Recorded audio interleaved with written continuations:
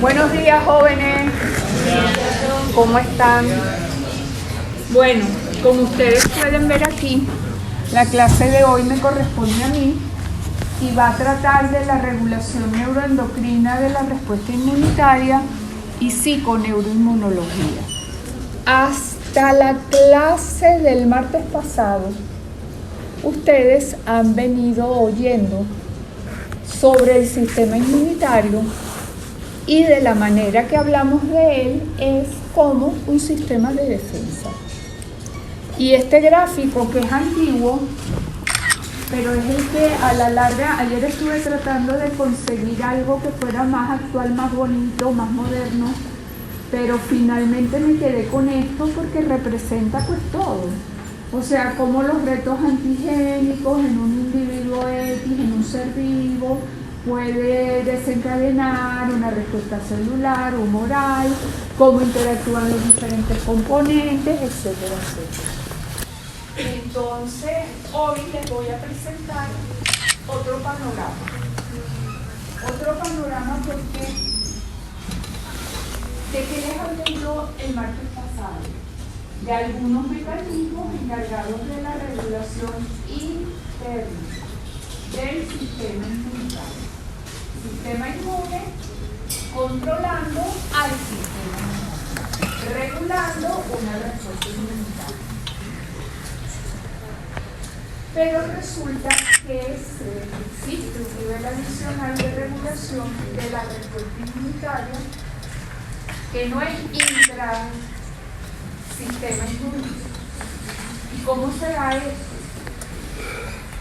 Pues resulta que la generación de una respuesta inmune por un reto antigénico eleva los niveles de glucocorticoides. Y eso fue un descubrimiento que para el momento en el año 1957 fue novedosísimo.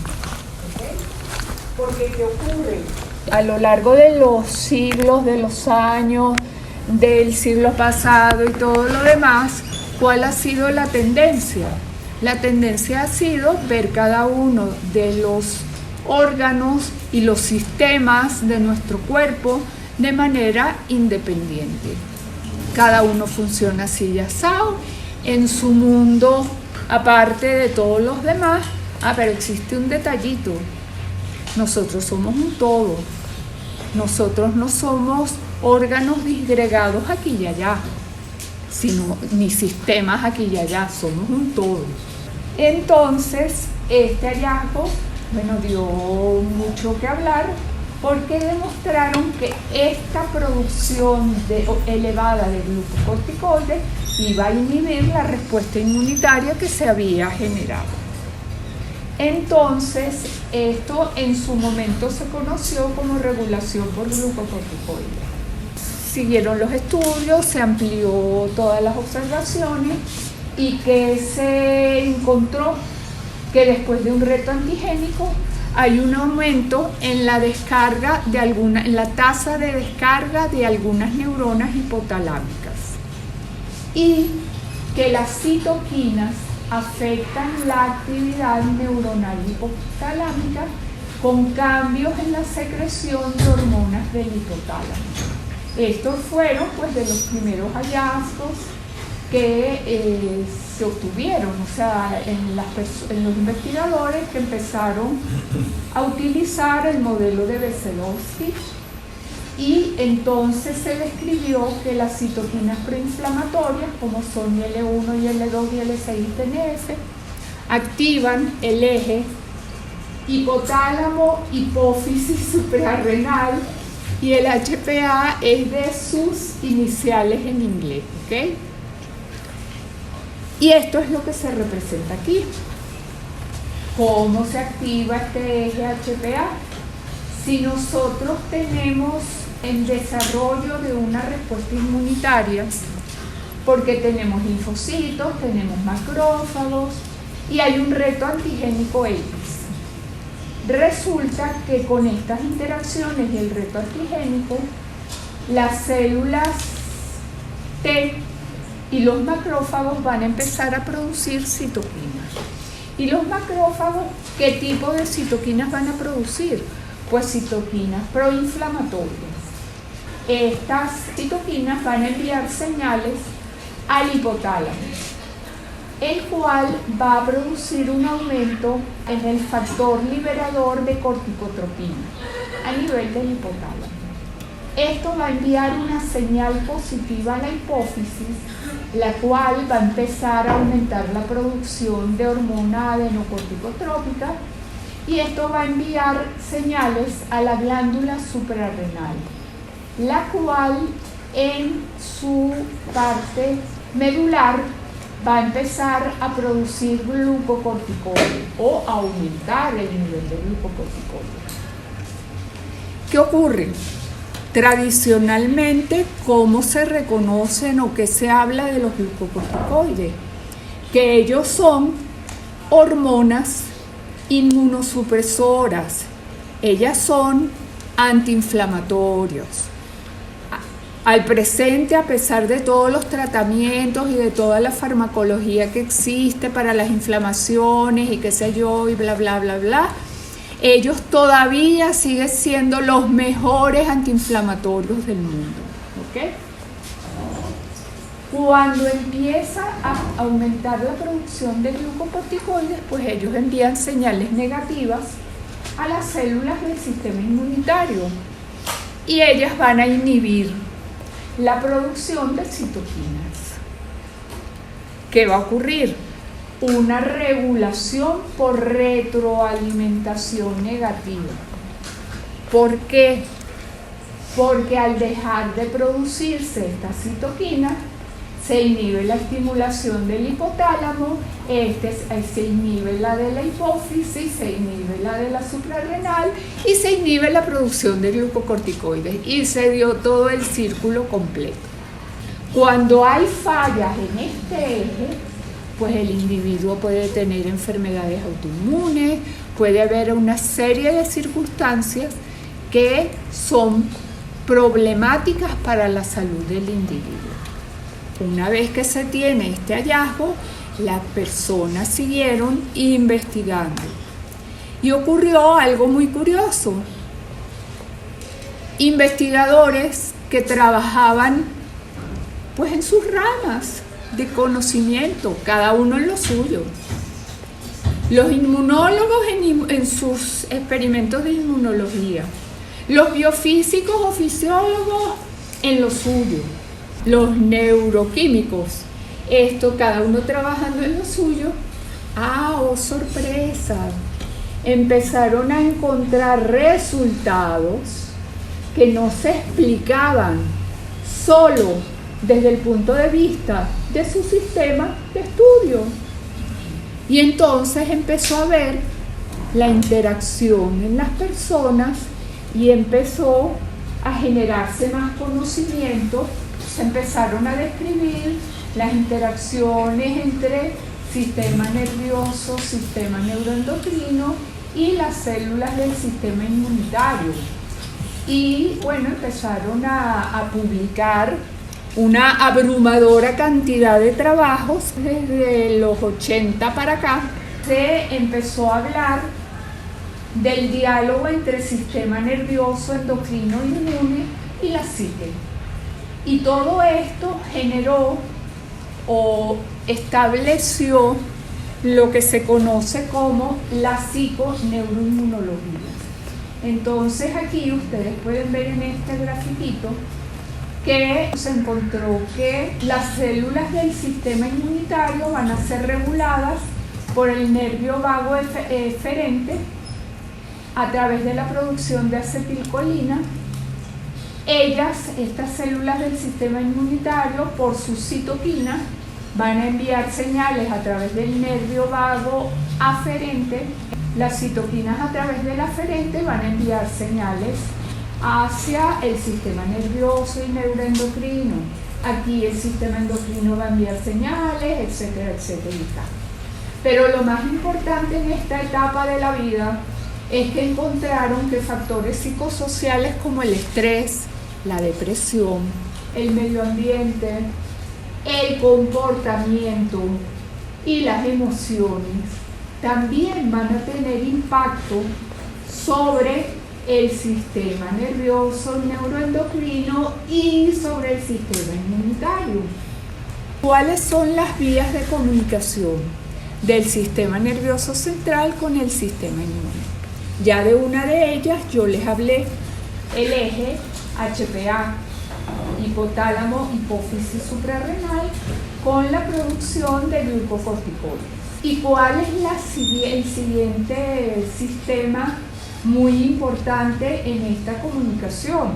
Pues el sistema nervioso simpático, con la producción de adrenalina y noradrenalina, que es lo que la norepinefrina que le hablan ahí, o sea, las catecolaminas. ¿Ok? Y bueno, aquí tienen lo del sistema inmune.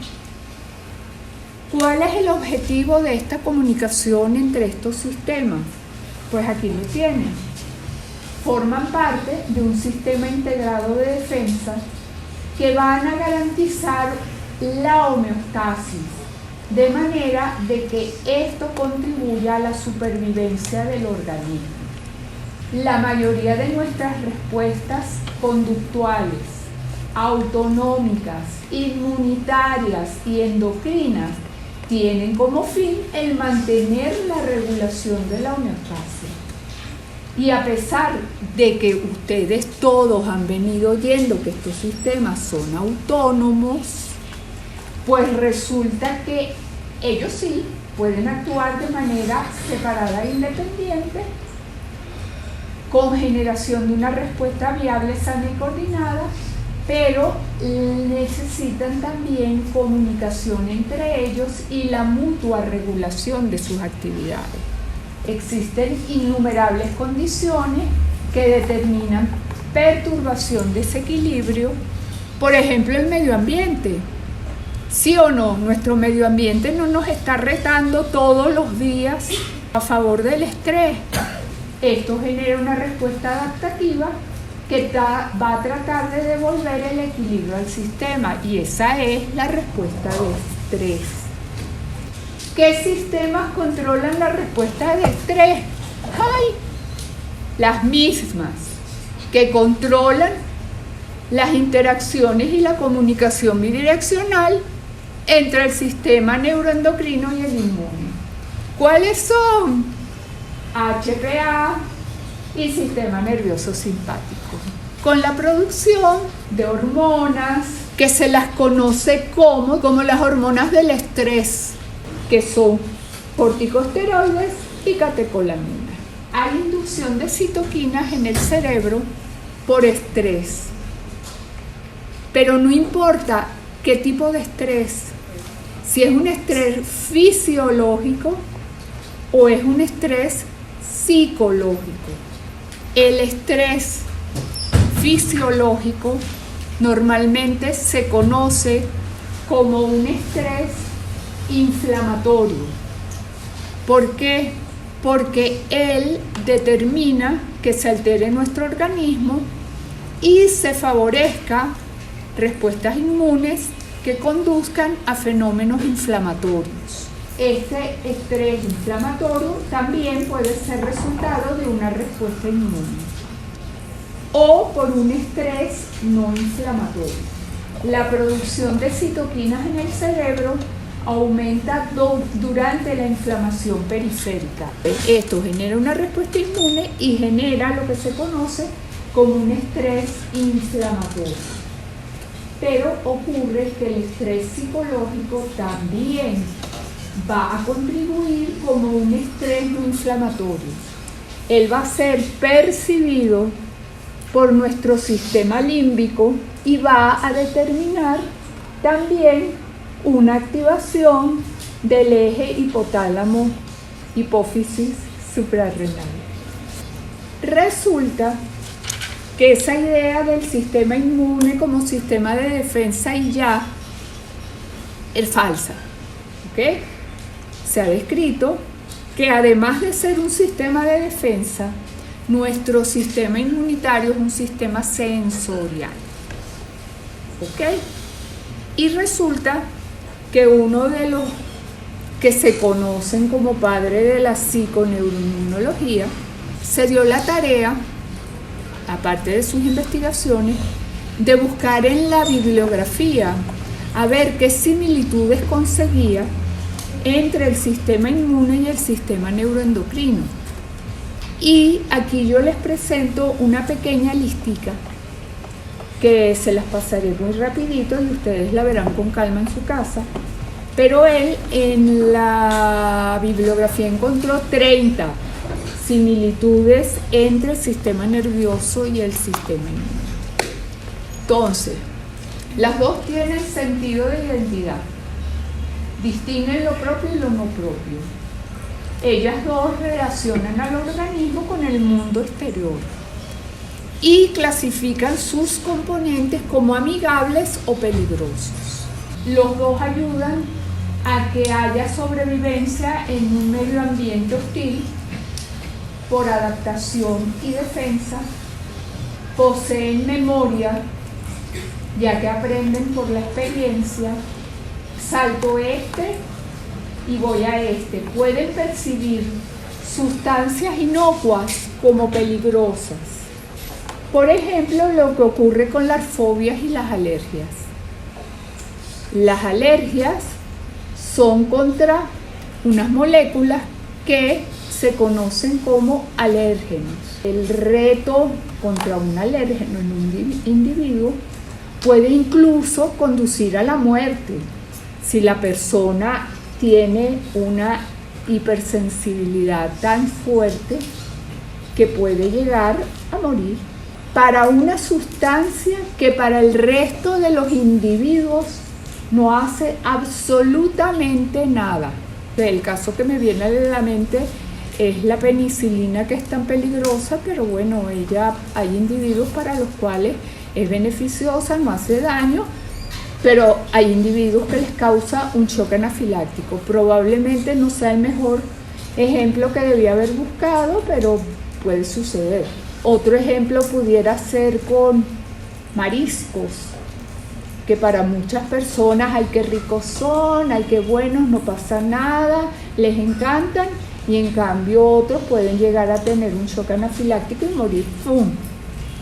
Y bueno, las fobias, desde el punto de vista del sistema nervioso, hay circunstancias de la vida que para los individuos no tienen mayor relevancia, pero para otros hasta les puede causar un ataque de pánico y pare usted de contar. Hay enfermedades que son más frecuentes en el envejecimiento, en el caso del sistema inmunitario las autoinmunidades, en el caso del sistema nervioso la depresión. Y esta es bien interesante. Con la edad disminuye la memoria reciente, pero no la remota. ¿Y por qué es muy interesante? Porque con la edad hay pobre respuesta a antígenos nuevos y muy buena a antígenos ya vistos, ¿ok? Y en cambio para el sistema nervioso, esto en cuanto a la memoria reciente, pues las personas mayores como que tienen fallas de la memoria reciente. En cuanto a lo del sexto sentido, en el año 1984, Blalock propuso que el sistema inmunitario tenía un rol sensor. ¿Por qué? Porque él, según sus investigaciones, llega a la conclusión de que el sistema inmune es un sexto sentido que permite detectar cosas, moléculas que nuestro cuerpo de otra forma no puede percibir. Por ejemplo, que nuestro cerebro no percibe el ingreso de un antígeno, de un patógeno. ¿Cuándo es que él se da cuenta de que algo está pasando en la periferia?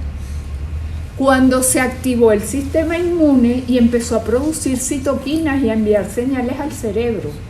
Y ahí es que el cerebro dice, ¡ay! Hay algo extraño que está colonizándome, ¿ok? Pero ya el sistema inmune se había activado o se estaba activando, ¿ok? Entonces él propuso, Blalock, que el sistema inmune evolucionó para detectar con gran sensibilidad y especificidad entes extraños como patógenos, tumores, alérgenos.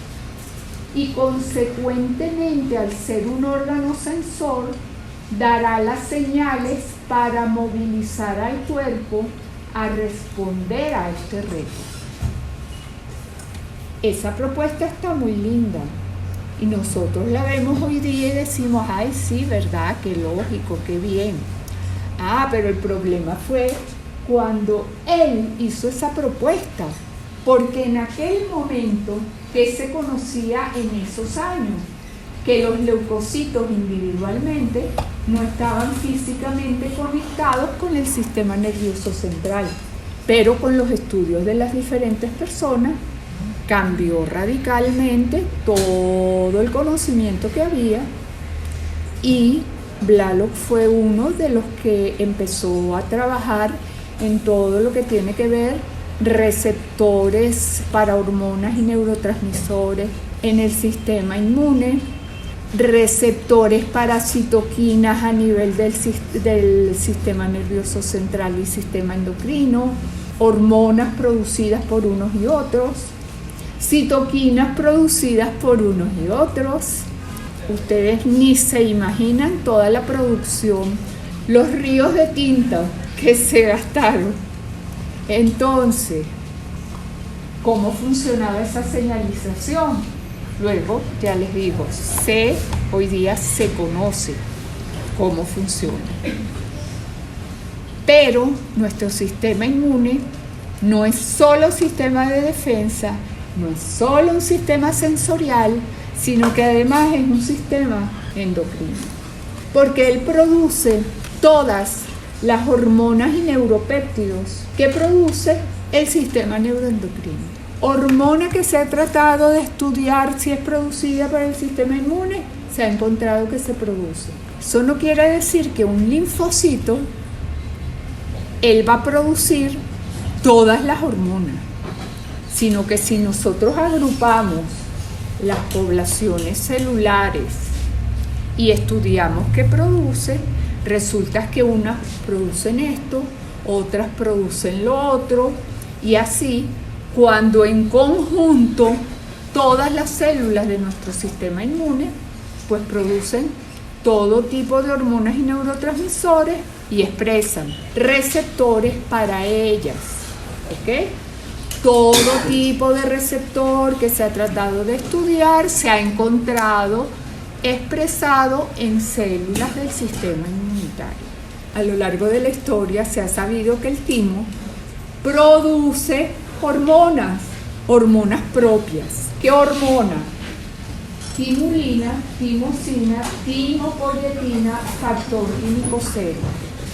Pero además resulta que se ha descrito que el timo produce todo lo que tienen aquí: hormonas, neuropéptidos, etc. Y esto es un corte de tejido en el cual se ha hecho una inmunocitoquímica y se ha tratado con anticuerpos dirigidos, en este caso, contra el péptido vasoactivo intestinal. Y no solo esto, sino que el timo es un órgano clave entre sistema inmune y sistema neuroendocrino. Porque la función hormonal del timo es regulado por hormonas tiroideas, por hormonas hipofisiarias, y se ha reportado que la inyección de hormonas hipofisiarias y tiroideas reconstituye los niveles de timulinas en animales viejos.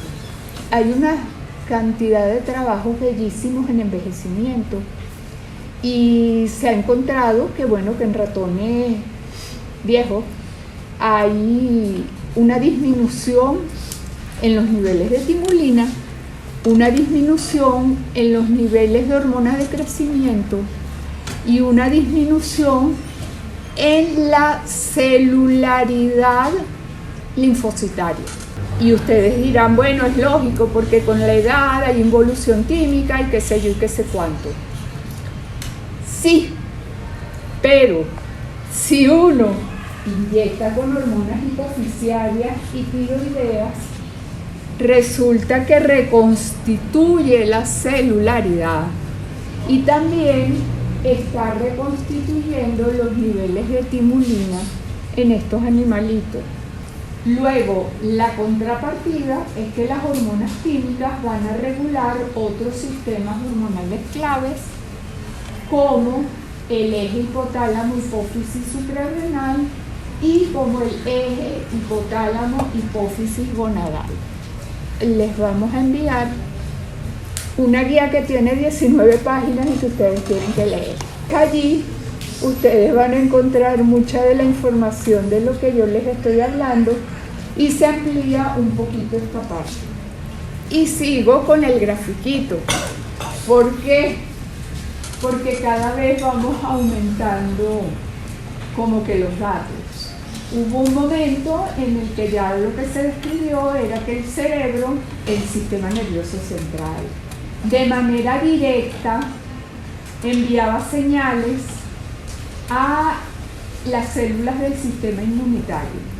Y aquí ustedes tienen las terminaciones nerviosas, pues. Luego, de manera indirecta a través del sistema endocrino, también enviaba señales y el sistema inmune a través de péptidos hormonales, a través de citoquinas, regulaba todo esto. Y por las citoquinas también había una activación del sistema nervioso autónomo. Y ahí hubo un boom de todo lo que es la parte de factores psicosociales, emociones, el tipo de personalidad, que dependiendo si son tipo A, tipo C, la parte de emociones y cómo ellas impactan aquí, etcétera, etcétera. Ok, si voy a definir lo que es la psiconeuroinmunología, se los defino a sí mismo. Tengo que empezar diciendo que es una ciencia. Una ciencia que estudia la comunicación bidireccional entre la psique, los sistemas neuroendocrino e inmunitario y su mutua regulación. Evidencias, ni se imaginan todas las evidencias que hay. Les resumo, hay evidencias anatómicas, ya que existen terminaciones nerviosas en pino, vaso, ganglios linfáticos, especialmente en áreas del linfocito T. Este corte de tejido, bueno, ustedes ven que es de vaso, una inmunocitoquímica que trata de estudiar la expresión de receptores beta-2 adrenérgicos en vasos. Y aquí tienen ustedes lo que hay. Fisiológicas. Los linfocitos y macrófagos tienen receptores, como ya les dije, para neurotransmisores y hormonas endocrinas. Y los linfocitos producen prácticamente todas las hormonas que produce el sistema endocrino, de ahí que se haya llamado glándula endocrina viajera. Aquí tienen una listica de las hormonas y neuropéptidos que se han descrito que son producidos por el sistema inmune, pero estas hormonas son idénticas a las producidas por el sistema neuroendocrino, las hormonas y neuropéptidos. ¿Qué les tengo que contestar yo? Que sí, pero no. Hay unas, la gran mayoría son idénticas a las producidas por el sistema neuroendocrino. Pero hay otras que la presentan en las dos gamas, idéntica y con diferencias. Lo verdecito es que se han descrito receptores en los leucocitos para estos ligandos. En relación al sí pero no, es los opioides. ¿Qué ocurre con los opioides? Las endorfinas, las metencefalinas, hay unas que son idénticas, pero hay otras que tienen unas terminaciones en su secuencia que las hace diferentes a las producidas por el sistema neuroendocrino y que señala que son propias del sistema inmune. Y lo mismo ocurre con el péptido vasoactivo intestinal, ¿ok? Lo produce de dos formas, uno idéntico y otro con modificaciones en su estructura. Con esa cantidad impresionante de trabajos que estudiaron las hormonas y neuropéptidos, pues llegó un momento que había que organizar. Bueno, ¿y cuáles son los efectos? En modelos in vitro se empezó a estudiar cultivos en los cuales teníamos células aisladas o células totales de vaso o de ganglio y empezaban a añadir las hormonas y neuropéptidos y ver cómo ellas influyen. No hay resultados absolutos porque en ciencia nunca hay resultados absolutos, pero lo que les voy a resumir aquí es según la mayoría de trabajos lo que reportaron. La mayoría de trabajos reportaron que hormonas inmunoestimuladoras son la hormona de crecimiento, la prolactina y la sustancia P y la dihidroepiandrosterona. Las inmunosupresoras, bueno, nuestros amigos los glucocorticoides, el ACTH, que es un precursor, la adrenalina y la serotonina. Y unas que se han llamado como inmunomoduladoras, los opioides, el PIP, la hormona liberadora de corticotropina, hormona estimuladora de melatonina, las hormonas sexuales y la dopamina. ¿Por qué inmunomoduladoras? Porque dependiendo de la concentración que se trata, dependiendo de la forma química, porque recuerden, como les mostraba en el gráfico anterior, por ejemplo, las encefalinas, nosotros tenemos metencefalinas y tenemos otras de otro tipo que tienen unido otro tipo de moléculas. Entonces, dependiendo de la molécula química que se trate, ellas pueden o ser inhibidoras o ser inmunoestimuladoras. En el caso de las hormonas sexuales, está claramente definido que las hormonas femeninas son inmunoestimuladoras. Y si ustedes hasta este momento no lo han oído, lo oyen hoy. Si nosotros hacemos un estudio aquí y le pedimos, todas las jóvenes presentes, las chicas, pónganse de este lado y todos los chicos, pónganse de este lado. Vamos a tomarle una muestra de sangre y vamos a medir cuál va a ser su respuesta a tal antígeno bajo las mismas condiciones unos que otros, qué sé yo, qué sé cuánto. Resulta que las mujeres tienen respuestas mucho mayores que los hombres. Lo malo de eso, ¿qué es? Que la incidencia de enfermedades autoinmunes en mujeres es mayor que en los hombres. ¿Okay? Y bueno, se ha descrito que la hormona masculina, esto es inhibidora, es inmunosupresora. Se ha tratado en algún momento X de utilizar el tratamiento con testosterona en mujeres para ciertas enfermedades autoinmunes, pero que los resultados son horribles, espantosos. Eso es lo mejor que puedo decir al respecto. Glucocorticoides, bueno, ya ustedes oyeron que son agentes inmunosupresores por excelencia, potentes antiinflamatorios y suprimen casi todas las respuestas inmunológicas, bien sea de la inmunidad innata, bien sea de la inmunidad adaptativa. En cuanto a la adrenalina, pues lo mismo, se ha encontrado que ella es inmunosupresora. Estudios recientes revelan que estos mediadores del estrés alteran diferencialmente las citoquinas que controlan células TH1 y células TH2. Ahora aquí hablo de las catecolaminas primero.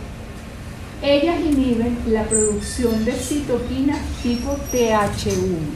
¿Cómo actúan ellas? Ellas actúan sobre los receptores beta-2 adrenérgicos de las células TH1 y fagocitos mononucleares. Y ustedes me dirán, caramba, pero los receptores beta 2 adrenérgicos están ampliamente expresados en la célula. ¿Por qué afecta TH1 y no TH2? Pues porque TH1 tiene más alta densidad de esos receptores que TH2, por lo tanto es más susceptible. Corticosteroides. Ellos ejercen efectos similares, pero por mecanismos diferentes. ¿Por qué? Porque los corticosteroides van directo a los monocitos, monocito macrófago, e inhiben la producción de interleuquina 12.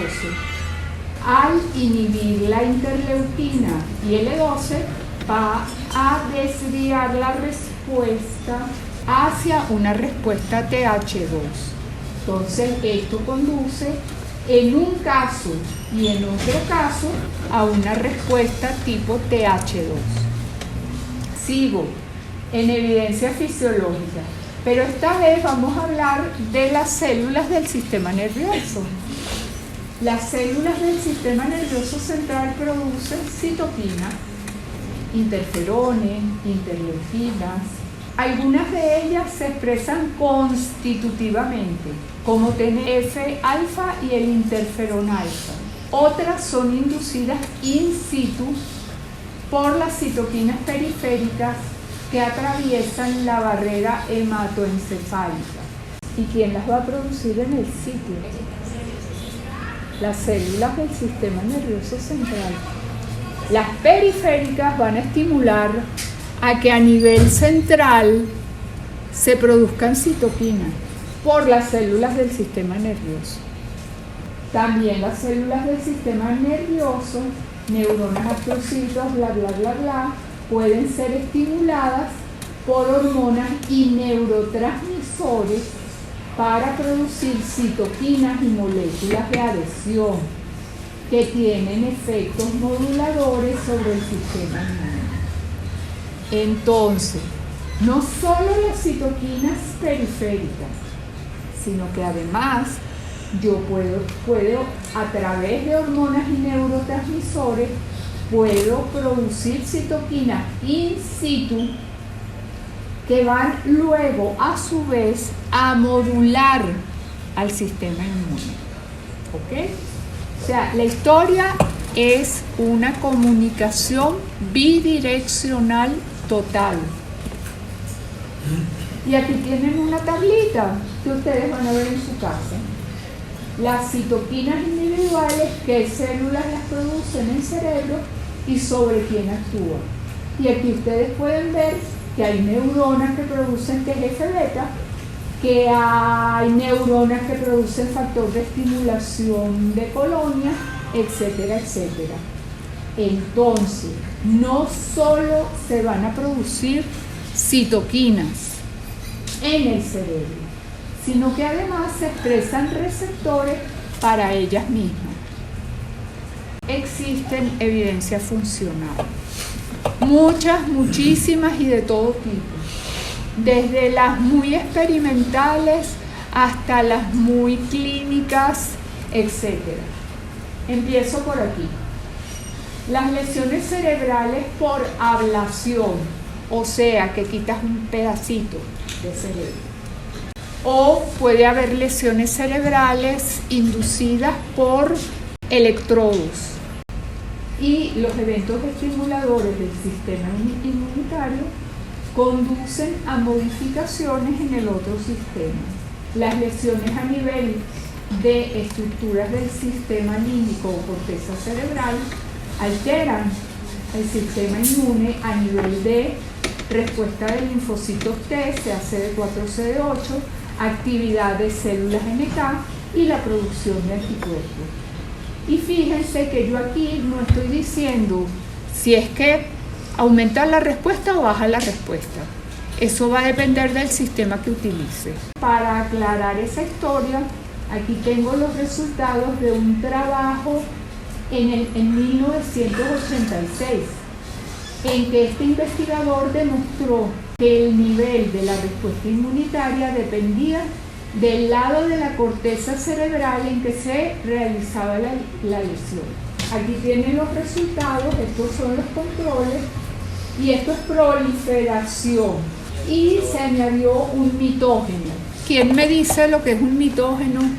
Mitógenos son estimuladores policlonales, como la que está aquí representada, que es la concanavalina A, pero también está la fitohemaglutinina, etcétera, etcétera.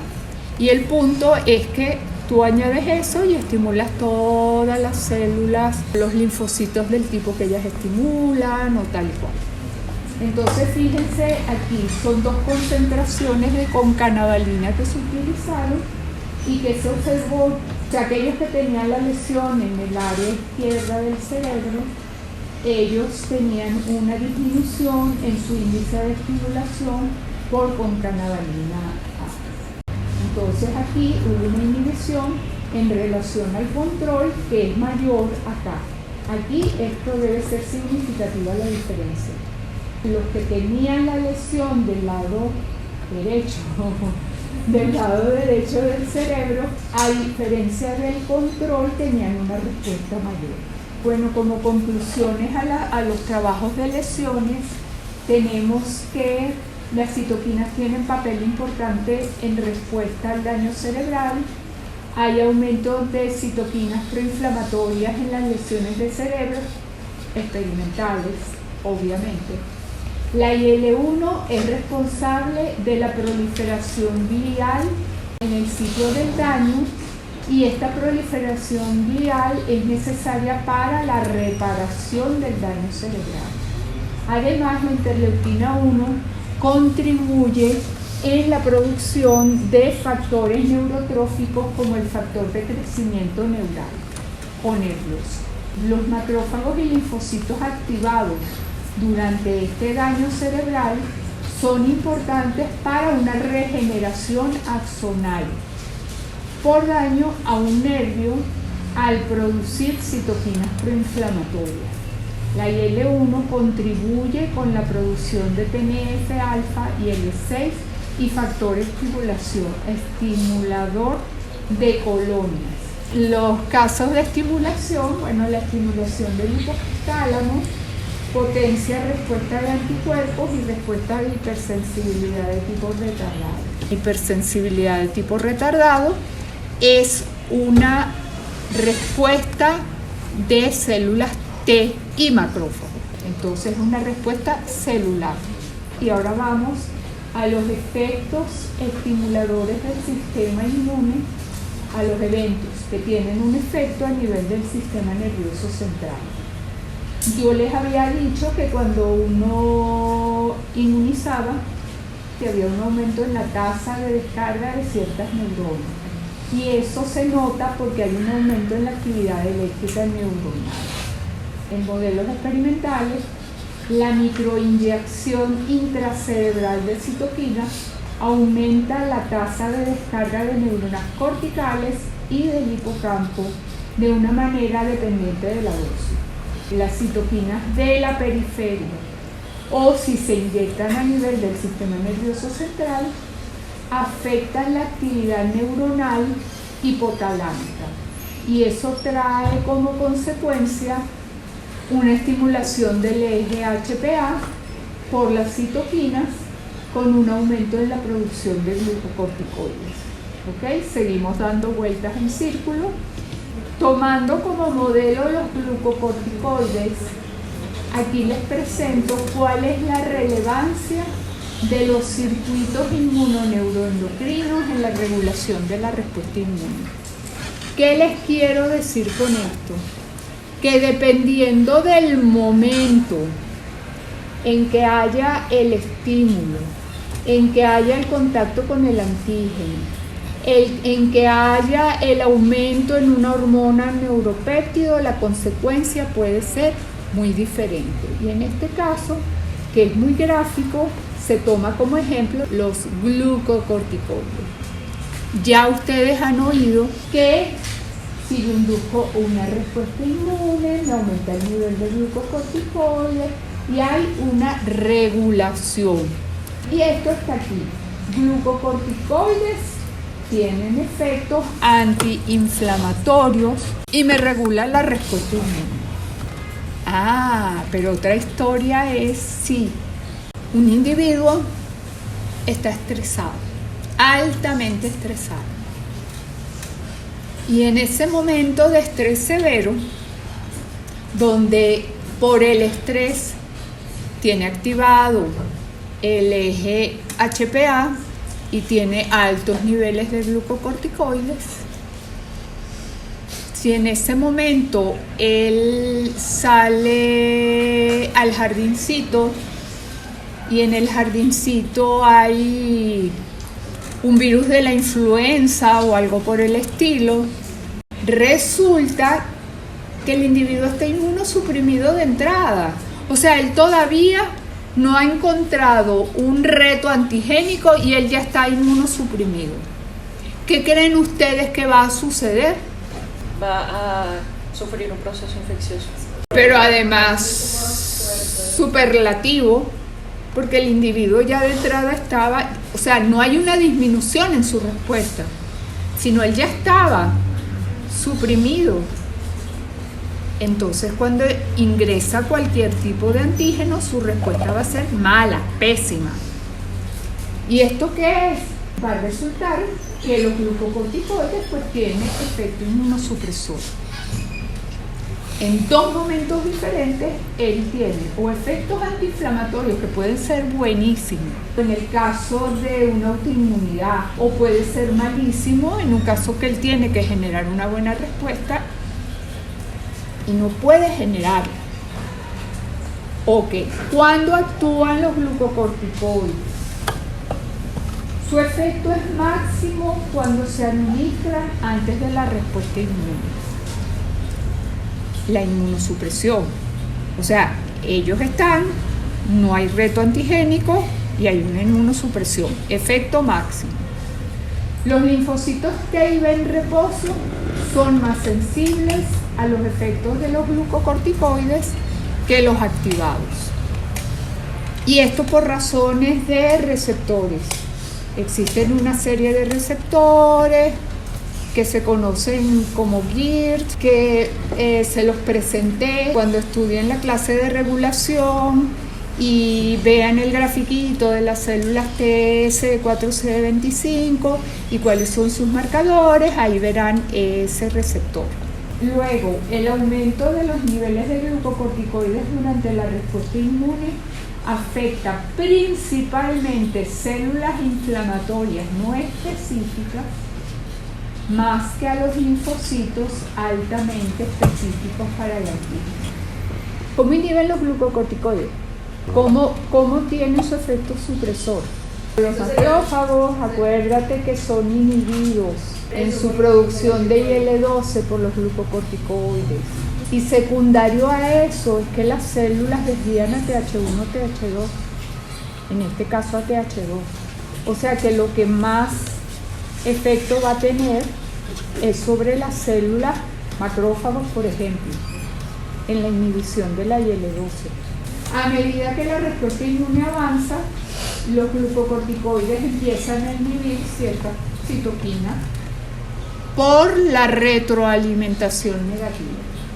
Pero resulta que la estimulación del sistema nervioso por el sistema inmune induce cambios conductuales. Por ejemplo, efectos de las citoquinas sobre el comportamiento, o el comportamiento típico del malestar, que en la bibliografía se conoce como signos behavior. Luego, en enfermedades autoinmunes, porque la influencia de citoquinas y anticuerpos puede tener efectos sobre el comportamiento, y en el caso de las alteraciones inmunológicas en enfermedades psiquiátricas como esquizofrenia, depresión, Alzheimer.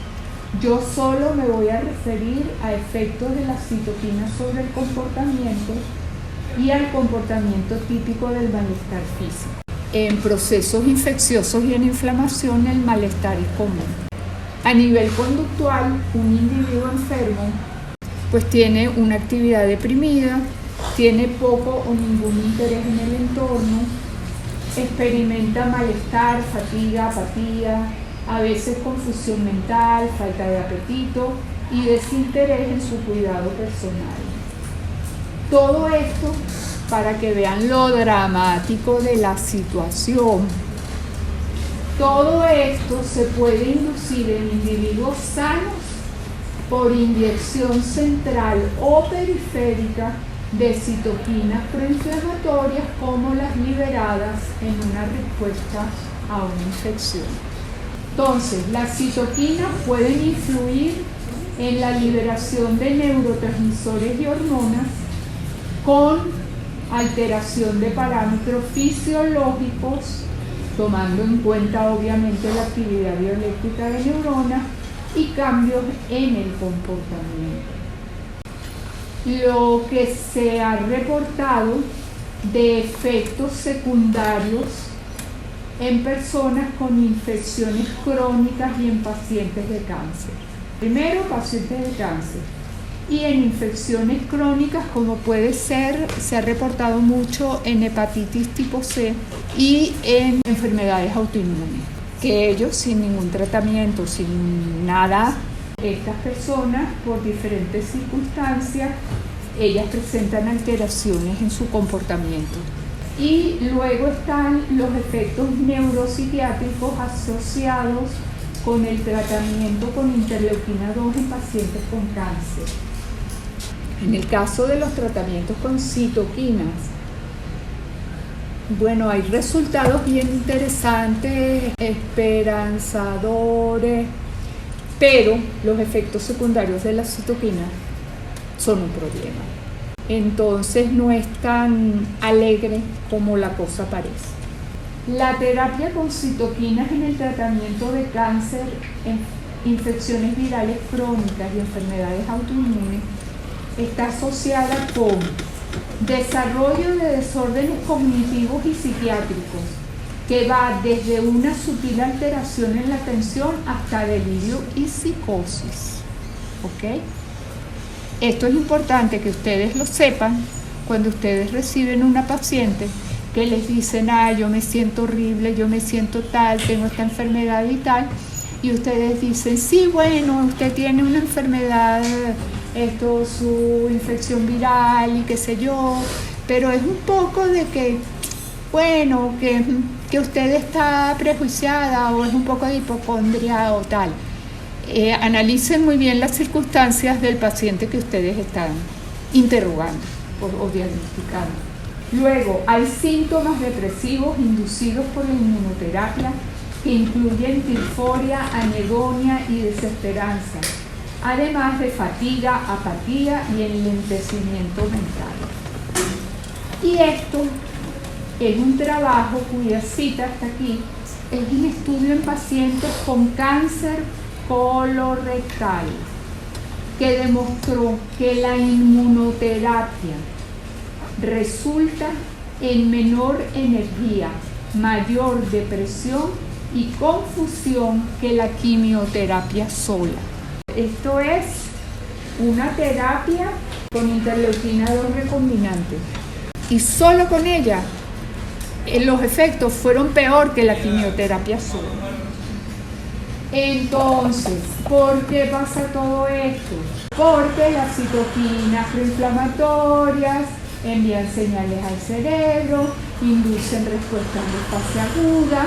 Este grafiquito ustedes ya lo conocen de su clase de infección. Esta respuesta de fase aguda va a haber fiebre, va a haber anorexia, sueño, modulación de la actividad del sistema nervioso simpático, diversas respuestas endocrinas, regulación del eje HPA, producción de proteínas de fase aguda, como la proteína C reactiva, etcétera, etcétera, que aquí las tiene. Y todo esto va a contribuir a la inducción de citoquinas en el cerebro. Inducción in situ. En relación a al comportamiento, a la conducta asociada al malestar, es un término usado para describir cambios drásticos en experiencias y conductas subjetivas ¿qué ocurren en un individuo físicamente enfermo? Es una expresión de un estado motivacional. Es responsable de la reorganización de percepciones y acciones para permitir a los individuos enfermos enfrentar mejor la infección. Un individuo enfermo no tiene las mismas prioridades de una persona sana. Nosotros no nos ocupamos de nuestra salud y cuando nos sentimos enfermos, pues tratamos de tomar tal medicamento o tal otro o lo que sea para nosotros no acostarnos, hacer reposo y tratar de ayudar a nuestro organismo a que combata lo que está sucediendo. ¿Ok? Entonces ese sickness behavior o esa conducta del malestar es precisamente para tumbarnos, para hacer que nosotros caigamos en cama y estemos mirando el techo, de que no me hablen, no me miren, déjenme tranquilo. Esta reorganización de prioridades es mediada por las citoquinas liberadas en el cerebro. O sea que tiene una infección, tiene una inflamación, pero eso que es periférico le manda señales al cerebro y ahí se inducen las citoquinas que me van a causar la conducta o el comportamiento del malestar. En los últimos años se ha establecido que las citoquinas proinflamatorias no solo inducen síntomas relacionados con una conducta asociada al malestar, sino que en personas sin historia previa de trastornos mentales, pero enfermas físicamente, induce verdaderas alteraciones relacionadas con depresión mayor. O sea que esto mantenido en el tiempo puede determinar que una persona que tiene una infección crónica puede llegar a desarrollar una depresión mayor. Y son ustedes, cuando ven al paciente, los que deberían decirle, bueno, si usted tiene esta hepatitis tipo C, tal y cual, pero usted debería ir a ver un psiquiatra, un psicólogo, y que el psiquiatra, sabiendo los antecedentes clínicos del individuo, le dé un tratamiento adecuado para su depresión. ¿Sí o no? Sí. Y no decirle, bueno, no, pero bueno, eso se le pasará con el tiempo. ¿Ok? Ok. Estas respuestas mediadas por el sistema nervioso central van a tener una influencia sobre el sistema inmune. Algunas respuestas tienen valor adaptativo en el hospedador. La fiebre tiene efectos lesivos sobre el microorganismo invasor y efectos potenciadores sobre la inmunidad mediada por células T. La activación del eje HPA, que va a inhibir un amplio espectro de respuestas inflamatorias e inmunológicas y luego limita la respuesta inmunitaria por una retroalimentación negativa. Cuando yo les pregunte algo en el examen y que sea de comunicación bidireccional y ustedes solo me hablen de un lado, entonces y yo les diga, pero tú aquí no me estás hablando de lo que es bidireccional. Entonces, recuérdense este día que les causaba mucho fastidio que yo les diera los dos ángulos feos de esta historia. Ok, existen, ya les dije que las evidencias eran de todo tipo, desde experimenticos puntuales hasta situaciones clínicas. Existen evidencias funcionales que son mucho más complejas de la comunicación, entre ellas el estrés, la depresión, enfermedades crónicas y la intervención psicosocial. Ya les voy solo a mencionar, tengo 2 transparencias de depresión. ¿Y por qué traigo lo de depresión? Porque también a lo largo de los años ha habido muchísimos estudios sobre los efectos de la depresión sobre la respuesta inmune. Y lo malo es que los resultados eran totalmente conflictivos. Iban para arriba, iban para abajo, iban para el medio, nadie sabía, todo, nada. Pero más recientemente se aclaró un poco el panorama y esto es lo que hay hoy día. Con respecto a la inmunidad adaptativa, la cosa sigue un poco empastelada. Pero con relación a la respuesta inmune innata, está ampliamente reportado que hay activación de la respuesta inmune innata. En depresión hay aumento en citoquinas proinflamatorias, aumento de proteínas de fase aguda, como proteína C reactiva fibrinógeno y aumento en quimiosina.